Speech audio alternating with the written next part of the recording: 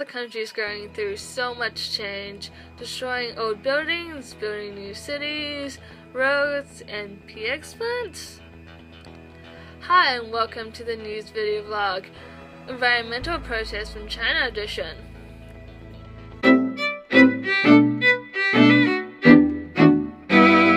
Earlier in April, there was a huge protest in Maoming over the construction of a PX plant. It happened on Sunday. Over 1,000 people were there marching to show their environmental and health concerns, hoping that this plant would not be built. These plants produce a lot of chemicals and other waste, and with most companies not following environmental regulations, it can be quite dangerous and really damage the environment and the health of the people surrounding the plant. Unfortunately, later afterwards, the police were sent in to control the crowd. Normally it doesn't get too violent, but in this case, there were a lot of violence, a lot of injuries, even usage of tanks and tear gas. Rumor has it, 15 were killed and over 300 were injured. It is reported that these demonstrators were acting rationally and peacefully, so they weren't doing anything wrong. There were, however, a small number of provocateurs, but even then, for 15 people to die, it's pretty extreme. It's really wonderful that these people have gotten together to fight for what they believe in. Yet it must be hard to get 1,000 people together at once, especially knowing what's gonna happen. It's not the first time someone has gotten killed or injured, and it's not gonna be the last time. I have several theories toward how protests happen, mainly revolving around the usage of the internet. But with the Chinese government wiping all the information, Twitter, China's Facebook region, it's hard to find any evidence of how protesting got started. I believe a mix of these theories are probably what sparked the protest. Number 1, Twitter and social media. This is the simplest way of communicating, and it's actually how the Arab Spring got started. Social media helped organize and help with communicating and raising awareness, but with strong censorship and ability to delete anything.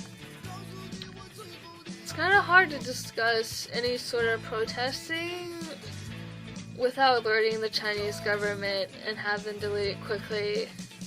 I believe this is the least likely situation, but it probably has happened earlier. Number 2, the deep web. Through all the internet, is what we see now, it's only 4%. The other 96% is the deep web. These are sites that don't pop up on search engines, and it contains a lot of sketchy characters, but a small percent are actually protesters and advocates. There might be a discussion panel or something like that would allow discussion of protesting and gathering of a date without alerting the Chinese government. 3, word of mouth. Maybe I'm giving too much credit for the internet for organizing protests, but maybe it's simply just telling people. In the 1960s, starting from Greensboro, just a few students staged a sit-in by word of mouth, and over the next few months, over 70,000 people, both men and women, participated in these sit-ins and picket lines. Number 3, texting. A single individual could have texted a friend about anything. Maybe they were tired of the government taking their old home, or in this case, the concerns of their health because of the PX plant. He or she could have decided it's a good idea to protest despite what might happen. Soon one person texts another person and another person, and soon everyone's texting everyone and they're gathering at a certain spot. It doesn't take a lot of planning, it's pretty simple, and by the time the government notices, it's probably too late. So what theories was actually implemented during the momming protest?